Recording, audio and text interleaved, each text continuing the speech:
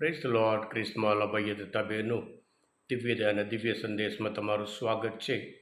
જૂન 1 આ સંદેશ સાંભળનાર તમારા સૌ માટે અને તમારા પરિવારજનોની પ્રાર્થના કરું છું. તમારા બાઇબલ લઈ લો, ઈશ્વરના વચન સાંભળીએ. માર્કના ગ્રંથ 12મો અધ્યાય 1લી કડીથી 12મી કડી સુધી. ઘાતકી ખેડૂતો. ઈસુએ તેઓને દૃષ્ટાંતો મારફતે સમજાવવાનું શરૂ કર્યું. એક માણસે દ્રાક્ષની વાડી રોપી, તેની ફરતે વાડ કરી, ખાડો ખોદીને દ્રાક્ષનો કુંડ બનાવ્યો, છોકી માટે માળો બાંધ્યો, પછી વાડી ખેડૂતોને ભાગે આપી પોતે પરદેશ ચાલ્યો ગયો. મોસમ વખતે તેણે એક નોકરને ખેડૂતો પાસે વાડીના પાકનો ભાગ લેવા મોકલ્યો, પણ તે લોકોએ તેને પકડીને માર્યો અને ખાલી હાથે પાછો કાઢ્યો. ફરી બીજા નોકરને પણ તેમની પાસે મોકલ્યો. તેને તેમણે માથામાં માર્યું અને તેનું ભારે અપમાન કર્યું. આથી તેણે બીજા એક જણને મોકલ્યો, તો તેને તે લોકોએ મારી નાખ્યો. બીજા અનેકને મોકલ્યા. તેઓમાંના કેટલાકને તેઓએ માર્યા, કેટલાકને મારી નાખ્યા. હજુ એની પાસે એક માણસ રહ્યો હતો, એનો પોતાનો વહાલો દીકરો. છેલ્લે એણે તેને પણ મોકલ્યો.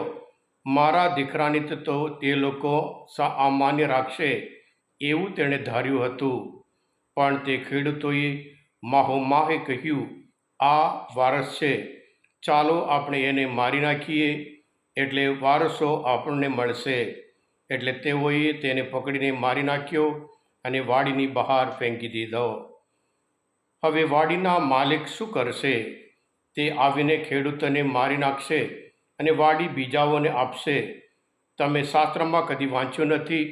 જે પથ્થરને કડિયાએ નકામો માની ફેંકી દીધો હતો, એ જ આધારશીલ બન્યો છે.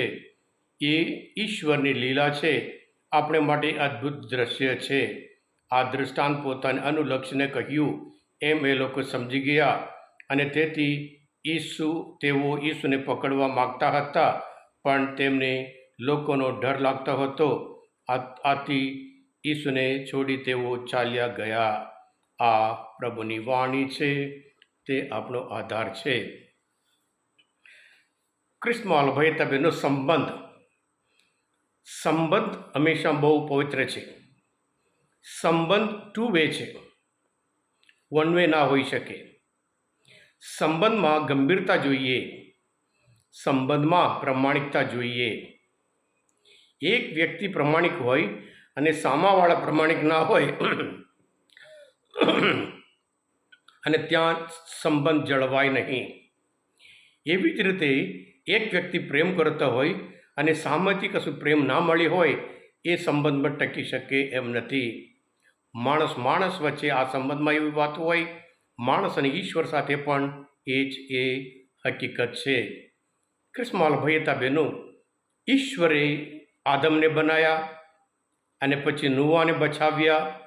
મોસે સાથે કરાર કર્યો અને કહ્યું કે તમે મારા લોકો, હું તમારો ઈશ્વર, તમારે મારી પૂજા કરવાની, હું તમને હંમેશા રક્ષણ કરીશ.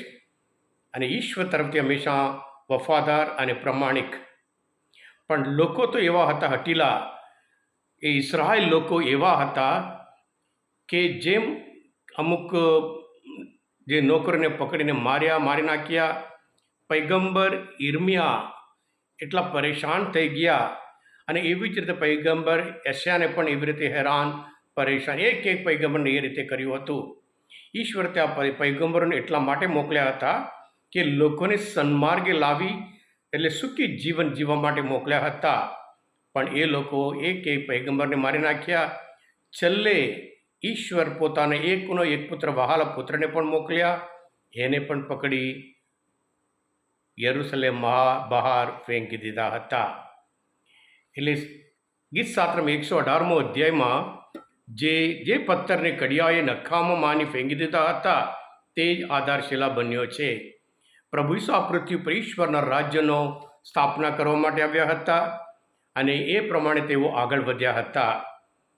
અને આપણે પણ એ ઈશ્વરના રાજ્યમાં પ્રભુ આપણે પસંદ કર્યા છે. જેવી રીતે ઇઝરાયેલ લોકો વર્તન કર્યું હતું અને એવી રીતે આપણે વર્તન ના કરવું જોઈએ. ઈશ્વર હંમેશા અપેક્ષા રાખે છે. જેવી રીતે ખેડૂત ખેતરમાં અપેક્ષા રાખે છે, એવી જ રીતે ઈશ્વર પણ હંમેશા આપણી પાસેથી અપેક્ષા રાખે છે. અને અપેક્ષા એટલા માટે રાખે છે જેથી કરી આપણે સુરક્ષિત રહીએ, સુખી જીવન જીવીએ એટલા માટે છે. પણ ઘણી વખત આપણે જેવી રીતે ઇઝરાયેલના લોકો આપણે પણ ઈશ્વરના મૂલ્યો પ્રમાણે જીવતા જ નથી. એવી રીતે મન ફાવે એવી રીતે જીવીએ. ઈશ્વરના વચન સાંભળીએ છીએ, મનચિંતન કરીએ છીએ, પણ પછી તો આપણે આપણી રીતે જીવીએ છીએ. એટલે જો ઇઝરાયેલ લોકો જેવા આપણે પણ વર્તીશું, ઇઝરાયેલ લોકોને જે થયું હતું એ જ આપણા જીવનમાં પણ થવાનું છે. ઈશ્વરની ઈચ્છા આપણે પસંદ કર્યા છે. અને પ્રભુ ઈસુ પોતે કહે છે, યોહાનના ગ્રંથમાં 15મો અધ્યાયમાં 8મી કળામાં, તમે પુષ્કળ ફળ આપો અને એ રીતે મારા શિષ્ય પુરવાર થાવો, એમાં મારો પિતાનો મહિમા છે.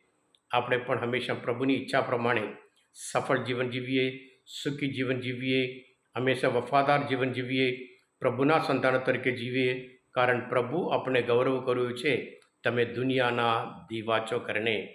આપણે હંમેશા દુનિયાના દીવા તરીકે જીવી, મૂલ્યમય જીવન જીવી, આપણા જીવન દ્વારા પ્રભુનો જ પ્રકાશ ફેલાવીએ. Thank you. God bless you all. હા કૃષ્ણવાલા ભૈયતા બહેનો, આજના મનોચિંતન શાસ્ત્ર પર સમજવા માટે, પ્રભુ વિશેનું ઓળખવા માટે મદદરૂપ થયા હોય, તમે પોતે દિવ્ય દયા અને દિવ્ય સંદેશ સબસ્ક્રાઈબ કરજો અને બીજા માટે પણ ફોરવર્ડ કરજો. કારણ તમે બધા આશીર્વાદિત છો, અભિષિક્ત છો. પ્રભુ ઈસુ, હું તમારામાં વિશ્વાસ રાખું છું. બોલો દિવ્ય દયાનો જય. God bless you all. Jesus, I trust in you.